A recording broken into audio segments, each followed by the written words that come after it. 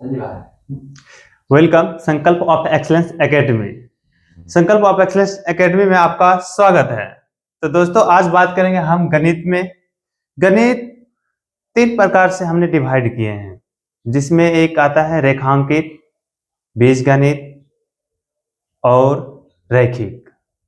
आज हम बात करेंगे रैखिक गणित के बारे में, जिसके आधार पे जितने भी आकृति आज अपने दुनिया में देखते हैं, घर, महल या अनेक प्रकार की आकृतियों, हर जगह रेखांकित गणित के ही आधार पे है। तो उसी के बारे में बात करेंगे। तो रेखांकित में एक परिभाषा आता है,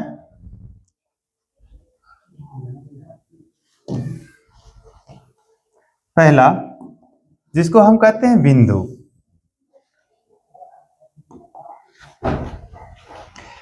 अर्थात बिंदु।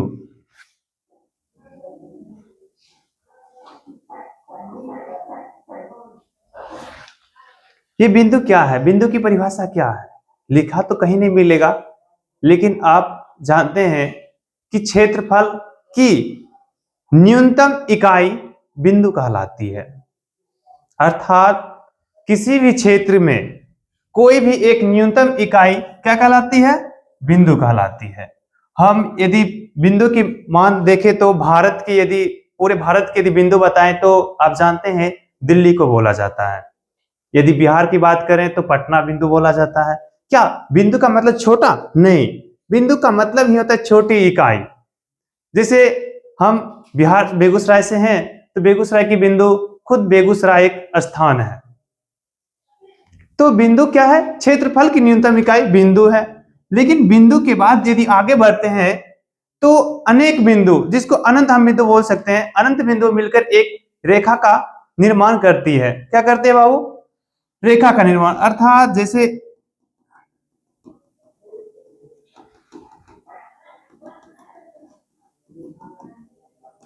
यानी एक रेखा में कितने बिंदु हो सकते हैं? अनंत। लेकिन एक सीधी रेखा के लिए 2 बिंदु की आवश्यकता होती है, एक अंत की बिंदु और एक शुरू की बिंदु। हम कह सकते हैं सीधी लाइन खींचने के लिए एक शुरू की बिंदु देखना पड़ता है और एक अंत की बिंदु, और इन दोनों को मिला देने की रेखा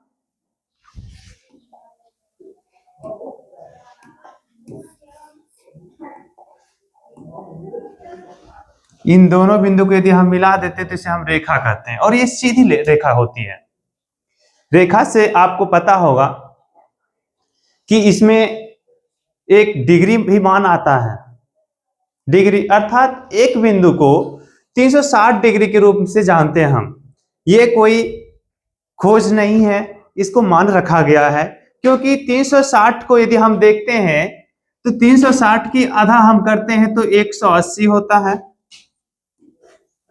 180 को आधा करते तो 90 होता है, और 90 को आधा करते तो 45, और ये 5 का भी गुणज होता है, 3 का भी गुणज होता है, जिसके आधार पे एक बिंदु का कोण कितना डिग्री माना गया है? 360 डिग्री। यदि एक बिंदु को 2 भागों में हम बांट देते हैं तो उसे हम एक रेखा कहते हैं। रेखा के रूप में जब हम खींच देते तो 2 भागों में बांट गया बिंदु, तो 180 डिग्री ऊपर की ओर चला गया और 180 डिग्री नीचे। यानी हम कह सकते हैं कि किसी रेखा पे एक साइड की कोण कितनी डिग्री कहलाती है? 180 डिग्री, जिसे हम ऋजु कोण के नाम से भी जानते हैं। क्या जानते हैं बाबू? ऋजु कोण, जिसको हम ऋजु कोण कहते हैं।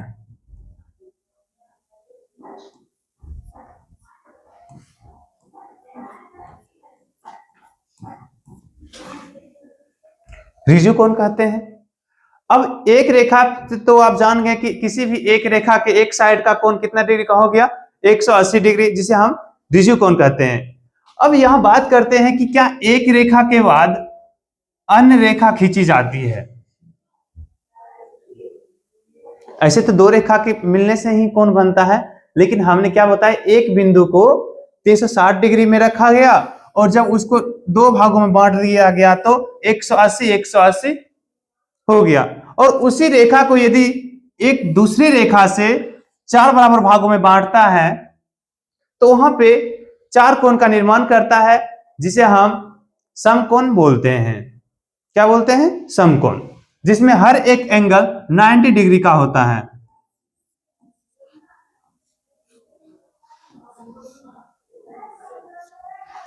आपको पता होगा हमारे जीवन में जितने भी आकृति बनता है सभी 90 डिग्री के एंगल में ही बनाया जाता है, जिसको माप करने में सुलभ भी होता है और आसानी, जैसे में आप देखते होंगे वर्गकार, आयत, अधिकतर इन्हीं चीज का प्रयोग है। लेकिन अब न्यू छवि बनते जा रही है, जिसमें गोला का प्रयोग करते हैं, त्रिभुज का प्रयोग करते हैं, षटकोण, इसी प्रकार से बहुत सारे आकृति का निर्माण होता है। लेकिन हमने एक रेखा के बारे में जाने हैं कि अनेक बिंदुओं एक रेखा पे हो सकती है। अर्थात हम यदि कह दें कि एक रेखा पे संख्या को दर्शाया जाए तो दर्शा सकते हैं आसानी से। वो कैसे?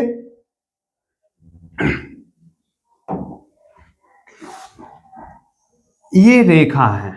अब हमने आपको बताए थे एक रेखा के निर्माण में कितने बिंदुओं की आवश्यकता पड़ती है? अनंत। चाहे छोटे हो या बड़े, जितना भी बड़े ले सकते हैं या जितना भी छोटे रख सकते हैं। यदि एक रेखा है तो वह कितना होगा? अनंत होगा। यानी कहने का मतलब यह है कि ये रेखा है, यहाँ इसके अंदर बहुत सारे हम अंक अंकित कर सकते हैं। जैसे शून्य से हम स्टार्ट करते हैं, 0,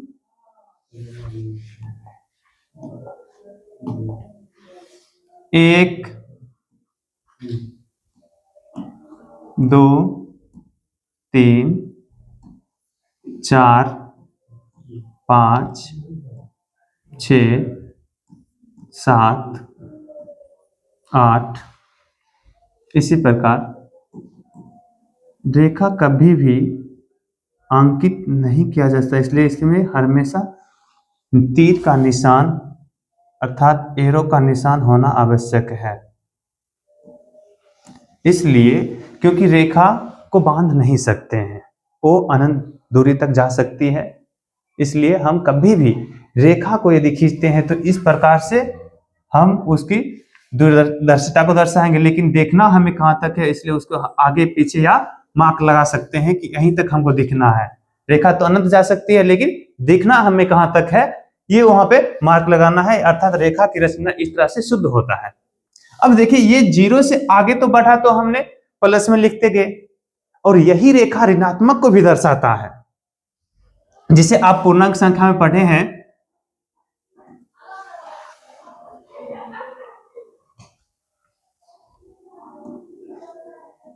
जिसे -1, -2,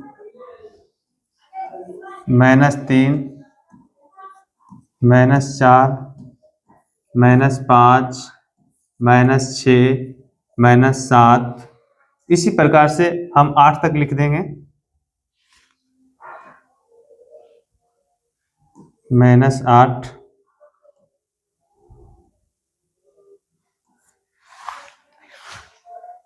अब क्या ये जो लिखे हम 0 से 1, क्या एक ही बिंदु इसके बीच है? नहीं, हमने अभी ही बताए थे कि छोटी रेखा हो या बड़ी रेखा हो, रेखा का निर्माण किनसे होता है? अनेक बिंदुओं से। तो आगे हम यदि इसके बीच की देखना चाहेंगे तो 0.1 भी दे सकते हैं, 0.2 भी दे सकते हैं, 3 दे सकते हैं, क्योंकि ये 1 से छोटा है। उसके बाद यदि हमने इस तो 10 ही भागों में बांटे हैं, यदि आप इसको प्रतिशत के रूप में देखेंगे तो जैसे 0.1 या 0.1 दे सकते हैं, 0.001 दे सकते थे, 1000 के भागों में बांट दिए गए। अर्थात एक संख्या या एक नंबर के बीच हम अनंत संख्या देख सकते हैं, जिसको हमारे मैथमेटिक्स के आधार पे 1 करोड़ तक, कितने तक? 1 करोड़ तक मान रखा गया कि किसी भी एक अंक को या एक पदार्थ को 1 करोड़ तक भाग दिया जा सके, यानी 7 अंक तक। तो ये हमारी रेखा है। रेखा को निरूपित आपने करने सीख गए हैं कि जिस प्रकार से समान अंतराल होना चाहिए, बिंदु की समान अंतराल ही रेखा को अंकित निरूपित होता है। अब है ये तो रेखा हमने पढ़ लिए, लेकिन एक आता है दूसरी रेखा इसी पे, जिसे हम क्या बोले थे कि जब दूसरी रेखा एक रेखा को 4 बराबर भागों में या 2 भागों में बांटकर 4 आकृति का निर्माण करता है, 4 कोण का निर्माण करता है, उसे हम प्रतिच्छेदी के साथ साथ क्या बोलते हैं, चतुर्थांश भी बोलते हैं। क्या बोलते हैं, चतुर्थांश। जैसे सभी का एंगल 90 डिग्री का है और ये बराबर बराबर भाग में है, तो सबसे पहले प्लस का मुख्य महत्व होता है।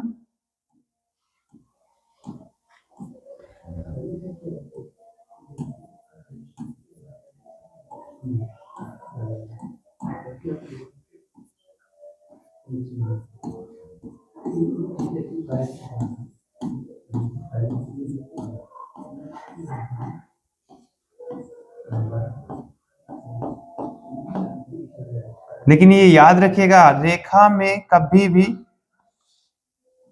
तीर का निशान देना नहीं भूलिएगा, अर्थात एरो का निशान देना नहीं भूलिएगा, नहीं तो रेखांकित के रूप से अनुसार गलत माना जाता है। आप यदि वर्ग बनाते हैं तो वर्ग में भी रेखा को 4 वर्ग मिला के आप इस यूं तरह से नहीं खींच सकते हैं कि ये हमारा वर्ग है, ये गलत कर सकते हैं। हमारे जो प्रोफेसर हुआ करते हैं चेकिंग का, वो गलत कर सकते, क्योंकि वो जानते हैं कि रेखा में तीर देना अनिवार्य है, एरो देना क्या है, अनिवार्य। यदि आपको वर्ग भी बनाने दिया जाए तो इसमें आप रेखा निरूपित कर दें। इनसे ये होता है कि रेखा अनंत तक जा सकती है। ठीक है, क्या हुआ?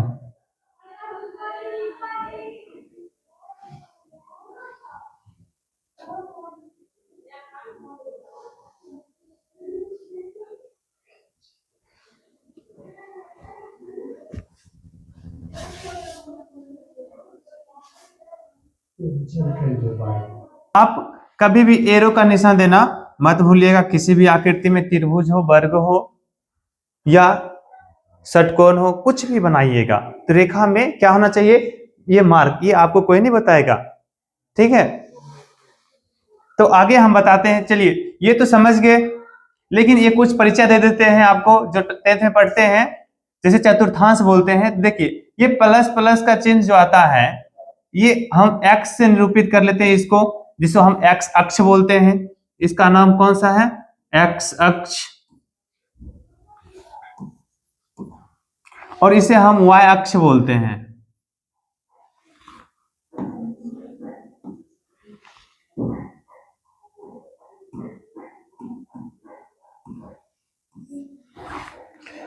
अब देखिए, इसका जो है पहला शुरुआती, किसी भी एरोज का घूमना जो होता है ना, वो यहां से स्टार्ट होता है। अर्थात आप रेखा की आकृति इस प्रकार से बनाते हैं तो यहां से शुरुआत होता है गिनती। मतलब यहां यदि हम देख लें तो 0 डिग्री का कोण हो सकता है, 30 डिग्री का, 45 डिग्री का, 60 डिग्री का, 90 डिग्री का, तो किधर से, इस ओर से, यानी जिसे हम कहते हैं एंटी क्लॉक। क्या कहते हैं बाबू, एंटी क्लॉक। एक क्लॉक जो होता है वो इस प्रकार से चलता है, लेकिन ये जो है एंटी क्लॉक है। क्या है, एंटी क्लॉक। और मैथमेटिक्स में आपको ये जानना आवश्यक है कि क्लॉक और एंटी क्लॉक ये क्या होती है। हर परिस्थिति में मैथ यही दर्शाता है कि आप आगे बढ़ रहे हैं या पीछे बढ़ रहे हैं, या आप सही कर रहे हैं, गलत कर रहे हैं, ये मैथ ही बताता है। आप क्वेश्चन भी हल कीजिएगा मैथ का, तो आप हल करने के बाद उसको क्वेश्चन से या आंसर से आप उसका अनुमान लगा सकते हैं कि ये आंसर सही है या गलत है। जैसे एग्जांपल हम बताएंगे, लेकिन अभी रेखांकित बात कर रहे हैं तो रेखांकित में ही चलेंगे। तो इसमें हम चतुर्थांश को नाम दे देते हैं, इसे पहला कहते हैं, क्योंकि एंटी क्लॉक चलता है। डिग्री का मान क्या चलता है बाबू, एंटी क्लॉक। क्या आप 30 डिग्री कौन बनाते, इस तरह से बनाते, नहीं बनाते, तो इधर ये रहता है पहला आधार, उसके बाद इधर से बनाते हैं ये एंगल। हमेशा ये बात को ध्यान रखिएगा आप सब, ठीक है, कि एंगल जो बनता है इधर से इस तरह से नहीं, इधर इस प्रकार से।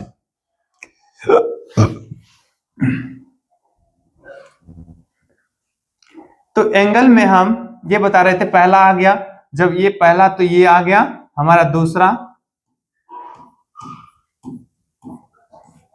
और ये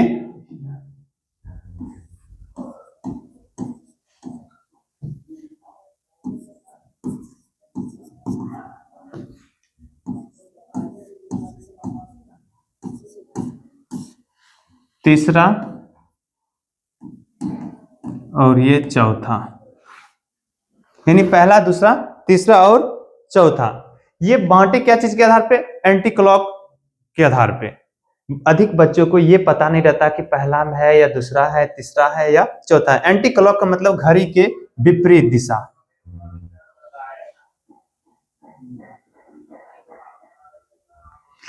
एंटी क्लॉक यानी घड़ी की विपरीत दिशा, ठीक है। तो विपरीत दिशा के आधार पे हमने ध्यान दे, पहला, दूसरा और तीसरा, ये चौथा। अब इसमें जो है बिंदु, जो दो बिंदु आता है, इसमें निरूपित हम किसको करते हैं? आप पता है कि यदि आपको कह दिया जाए जमीन पे कि भाई आगे बढ़ो, तो पहले आप आकाश जाओगे या पहले आगे बढ़ोगे? आकाश नहीं जाएंगे, पहले हम क्षैतिज रेखा पे चलेंगे। क्या चलेंगे बाबू? क्षैतिज रेखा पे, अर्थात वाई अक्ष पे चलेंगे, आधार पे चलेंगे। किस पे? जिसको हम भुज भी बोलते हैं, इसको एक्स अक्ष को क्या बोलते हैं हम? भुज बोलते हैं। अर्थात आगे चलना है तो आगे चलेंगे। अब उसके बाद यहां से ऊपर उठने को हमको बोला जाएगा तो हम ऊपर उठेंगे, जिसको हम क्या बोलेंगे? कोटि। क्या कहेंगे इसको? कोटि कहते हैं। यानी हम आधार पे यदि चल रहे हैं तो उसे हम भुज कहते हैं, और ऊपर ज्यों उठेंगे तो उसे क्या कहेंगे? कोटि। तो पहला जो है एक्स अक्ष के आधार पे ये प्लस का मान रखता है, और वाई अक्ष के आधार पे भी प्लस, क्योंकि यहां क्या है? एक्स भी प्लस है और वाई भी प्लस है। तो एक्स को हम पहले लिखेंगे और वाई को बाद में। समझ में आ गया? क्योंकि आगे जाना है तो पहले हमको आधार पे जाना है। ये नहीं कि आपको कह दिया जाए, मान लेते हैं एक बिंदु देते हैं आपको कि 5 और 9 दे दिया जाए, 5 और 9 दे दिया जाए, और आपको कह दे कि बाबू ये बिंदु जो है ना धरातल पे जाना है नीचे। क्या आप पहले जहां हो वहीं कोर दोगे, अर्थात नीचे चले जाओगे? नहीं जाओगे ना। पहले तो धरातल के आधार पे, जैसे 5 यदि ये है और ये -5 मान लो दे दिया जाए, तो 5 यहां पर है तो 5 हम प्लस की ओर जाएंगे ना। प्लस की ओर जाएंगे कि नहीं जाएंगे? पहले प्लस की ओर जाएंगे, मतलब आगे बढ़ेंगे। उसके बाद वहां पे कहेगा नीचे जाने के लिए या ऊपर जाने के लिए, उसके बाद जाएंगे। क्योंकि कोटि का मूल्य वही है कि ऊपर या नीचे। अब यहां पे कह दिया कि भाई 10 मीटर दूरी जाके 10 मीटर ऊंचा पे खड़ा कर दो, तो पहले कहेगा कि नहीं, ऊंची जाके 10 मीटर दूरी चले जाओ। क्या संभव है? आप बताओ। बिल्कुल संभव नहीं है, क्योंकि ऊंचे जाके दूरी नहीं जा सकते। इसीलिए भुज को पहले रखते हैं, भुज को पहले रखते हैं और कोटि को बाद में, क्योंकि सबसे पहले भुज ही होता है।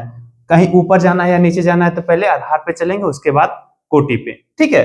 तो x को पहले लिखते हैं और y को बाद में, और इसीलिए इसका प्लस और प्लस हो गया। अब यहां देखते हैं दूसरा में क्या है? ऋणात्मक की ओर पहले जाएंगे, पीछे, ठीक है, हम पीछे जाओ, उसके बाद 2 फीट ऊंचा हो जाओ। मान लेते हैं हमने पीछे गए, उसके बाद 2 फीट ऊंचा।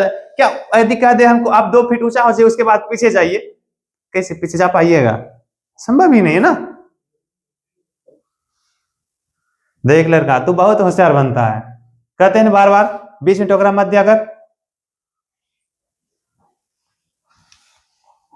ठीक है। इसलिए इसको हम माइनस और प्लस का नाम देते हैं, और इधर जो है माइनस माइनस, क्योंकि x को पहले रखते हैं और y को बाद में, और x और सॉरी प्लस और माइनस, ठीक है। तो इस प्रकार से हम चतुर्थांश को भी समझ गए, अर्थात रेखा ही हमारे चतुर्थांश को दर्शाता है, ठीक है।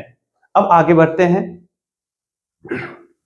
आगे क्या बढ़ते हैं? कोण के बारे में हम जानते हैं कि कोण क्या है। तो हमने पहले देखे थे एक बिंदु को कितने डिग्री में बांटा गया था? 360 डिग्री में। बिल्कुल इस यूं ही याद रखना है। 360 डिग्री को यदि एक रेखा से काट दे तो कितने बार चल गया? 180 डिग्री। बिल्कुल। इसे कौन से नाम से जानते हैं? रिजु कोण के नाम से। हाँ, रिजु कोण। क्या नाम है? रिजु कोण। उसके बाद हमने देखे थे कि 90 डिग्री के एंगल पे काटा गया था, इसको क्या बोलते हैं?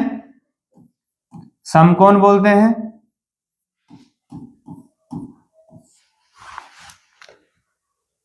अब समकोण से यानी 90 डिग्री से यदि अधिक है तो अधिक, अब जैसे ही हमने बोले 90 डिग्री से अधिक, तब बताओ अधिक मतलब क्या होगा?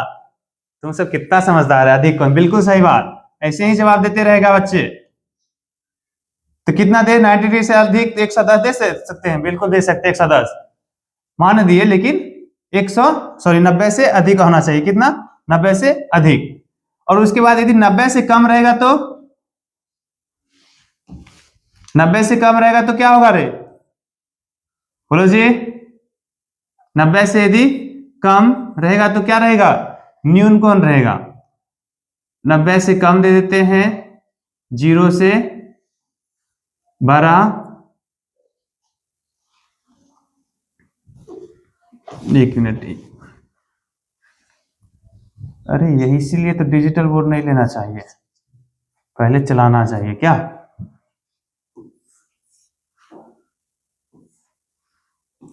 नाइन्टी डिग्री से छोटा होना चाहिए और 0 डिग्री से बड़ा होना चाहिए।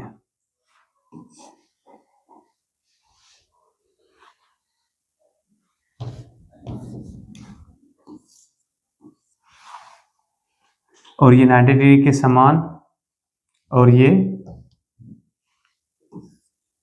90 डिग्री से बड़ा, 180 डिग्री से कम। ये जो चिन्ह है ये छोटे और बड़े को दर्शाता है, ठीक है। अब आपने देखे, ये ऋजु कोण है, ये समकोण है और ये अधिक कोण है।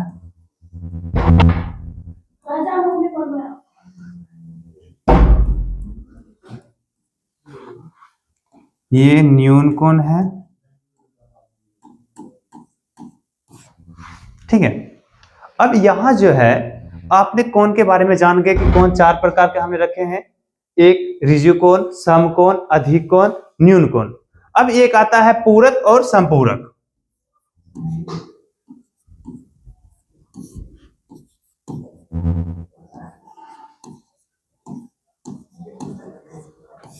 देखिए, पूरक कोण और संपूरक कोण ये क्या है, आपको बता दें। पूरक और संपूरक कोण जो होती है ये दो कोणों को मिलाकर बनाया जाता है। कितने कोणों को मिलाकर के, दो कोणों। दो कोणों को मिलाकर यदि 90 डिग्री के बराबर हो जाए, कितने डिग्री के बराबर बाबू, 90 डिग्री, बिल्कुल ऐसे ही जवाब देते रहना। और संपूरक कोण कितने डिग्री का मिलाकर होना चाहिए, 180 डिग्री, बिल्कुल। ये रमेश जो है बेहतर जवाब देता है, ऐसे ही देते रहना। तो ठीक है, तो 90 डिग्री यदि दो कोणों को मिलाकर कितने डिग्री होना चाहिए, 90 डिग्री, उसे क्या कहेंगे, पूरक कोण कहेंगे। और 180 डिग्री दोनों कोण मिलाकर होता है तो उसे क्या कहेंगे, संपूरक कोण, ठीक है। तो अब आपने कोण के बारे में जान गए, बिल्कुल सही बात है। अब हम कहते हैं आपको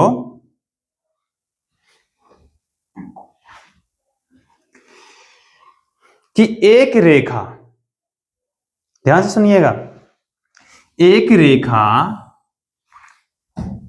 को किसी अन्य रेखा से विभक्त करते हैं तो आमने सामने की कोण बराबर होती है। ये प्रूव करना है आपको, क्या प्रूव कीजिएगा। पहला क्वेश्चन क्या है, एक रेखा, किसी रेखा को,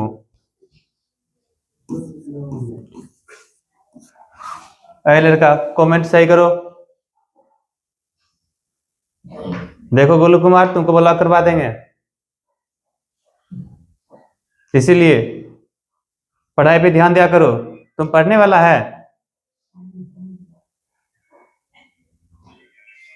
कमेंट पे कमेंट करता है, पढ़ाई पे ध्यान दो। देखो, तो हम बता रहे हैं एक रेखा किसी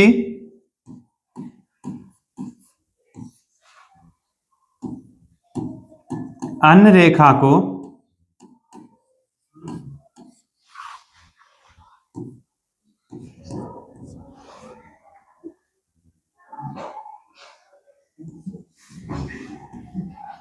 प्रतिच्छेद करते हैं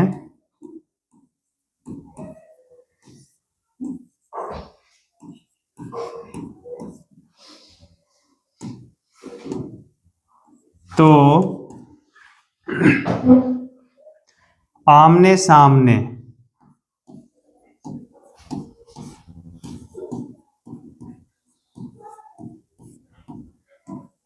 की कोण बराबर होती है।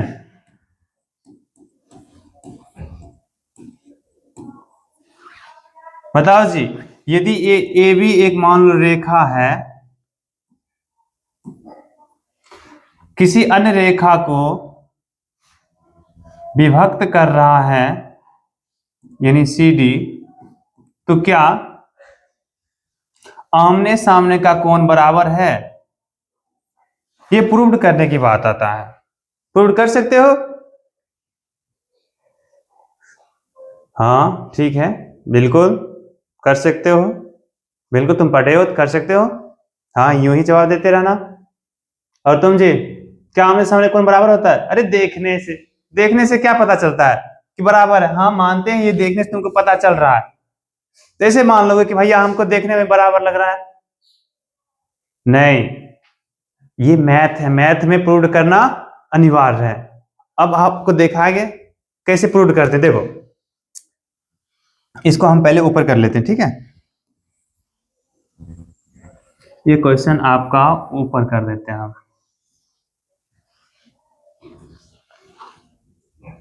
दिख रहा है ना? हाँ, कहता एक रेखा किसी अन्य रेखा को प्रतिच्छेद करते हैं तो आमने सामने की कोण बराबर होती है।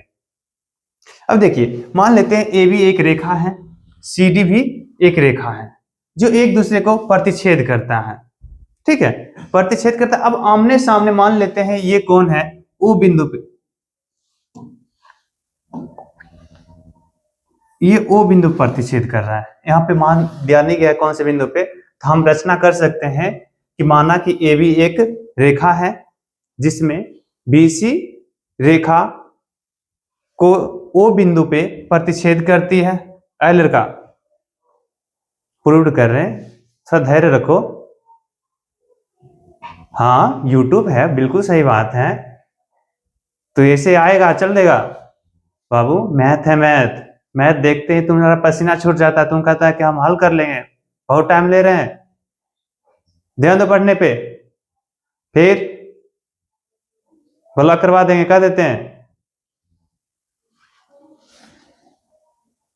देखो, तो ए बी एक क्या है हमारा रेखा जिसमें सी डी ओ बिंदु पे प्रतिच्छेद करती है। तो अब मान लेते हैं हम कि प्रूव्ड क्या करना है,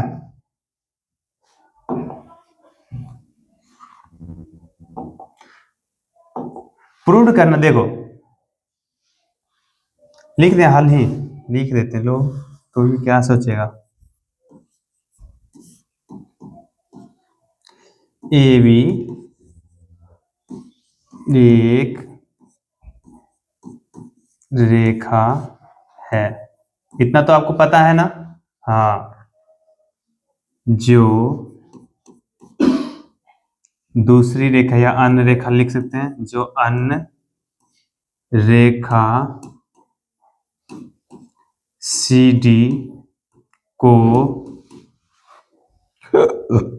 ओ बिंदु पर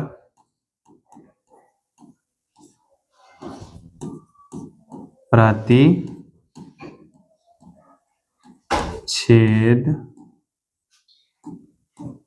करती है। इतना छोटा छोटा दिखता है ना जी?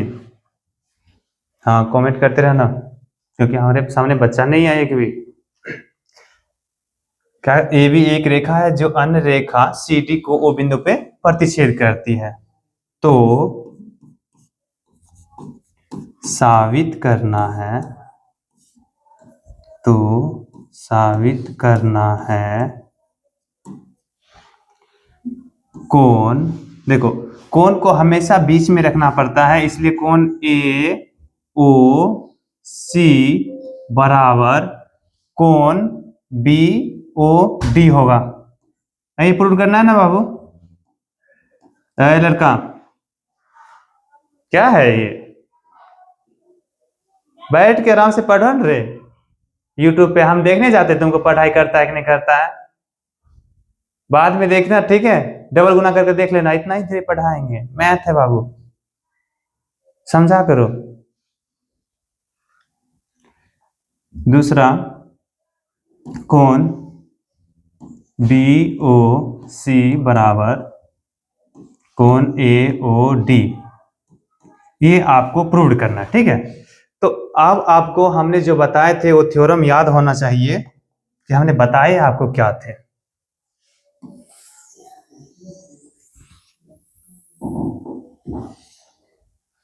इसको छोटा कर सकते हैं, कोई दिक्कत?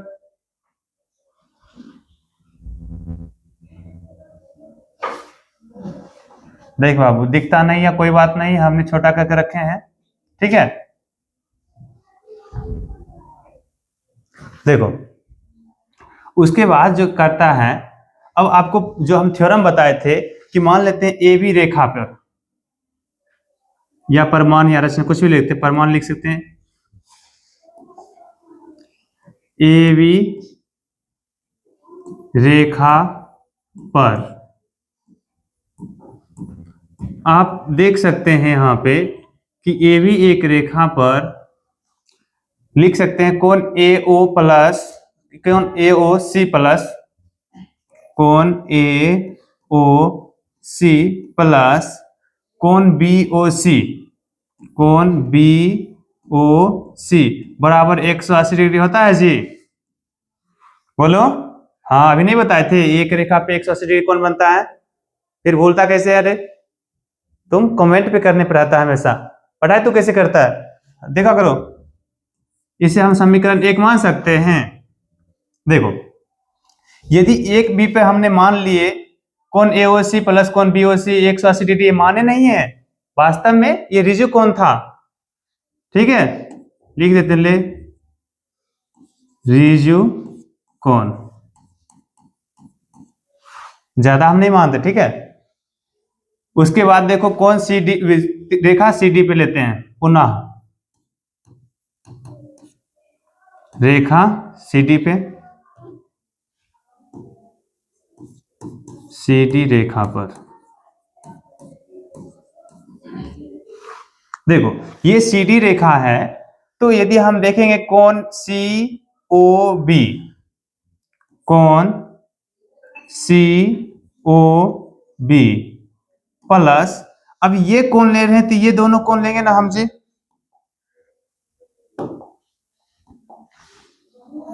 देखो ये कोण COB प्लस कोण BOD, कोण BOD बराबर कितना डिग्री? 180 डिग्री, किससे? रिजु कोण के तरफ, बिल्कुल। तुम ही जैसे तो विद्यार्थी टॉप करता है रे, तुमको क्या लगता है कहीं और से पढ़ता है?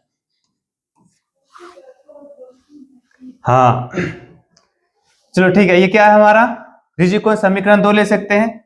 अब यहां पे देखते हैं समीकरण 1 एवं 2 में, देखो तो कुछ ऐसा इसमें मिल रहा है।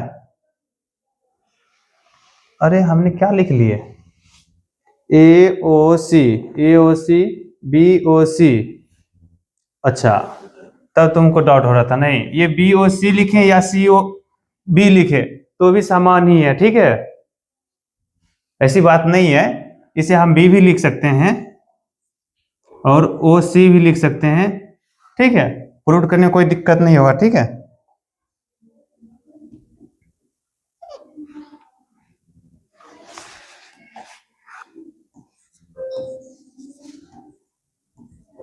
हाँ देखो, अब समीकरण 1 एवं 2 में देखेंगे तो देखो तो कोण AOC प्लस कोण BOC बराबर 180 डिग्री है, और दूसरा में कोण BOC प्लस कोण BOD बराबर 180 डिग्री है, तो हम लिख सकते हैं कोण AOC प्लस कोण BOC बराबर 180 डिग्री यहां भी और 180 डिग्री यहां भी, तो दोनों को बराबर लिख सकते हैं, इसके बराबर इसका बराबर नहीं है, बिल्कुल है रे, जगह यहां नहीं मिलेगा ना, ठीक है, इधर लिख लेते हैं कोण AOC प्लस कोण BOC बराबर 180 डिग्री। हाँ सॉरी, बराबर में तो 180 में इसको लिखना है ना, कोण बी ओ सी प्लस कोण बी ओ डी।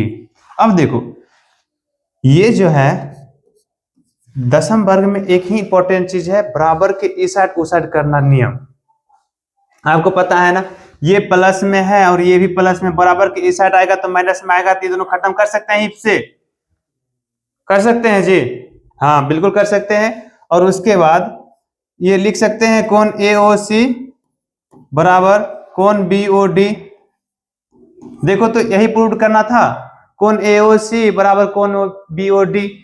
एक जब प्रूव्ड हो गया तो इसका मतलब ये भी प्रूव्ड है ना, है कि नहीं? हाँ बिल्कुल। देखो तो कितना बढ़िया जवाब देती है बच्ची लोग।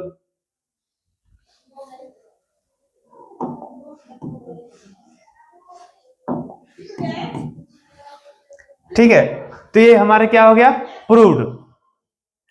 तो आगे आज चलेंगे, त्रिभुज के बारे में पढ़ेंगे। तो आज के लिए इतना ही काफी, धन्यवाद। तो मिलते हैं कल के वीडियो में। जय हिंद दोस्तों। जय भलिया।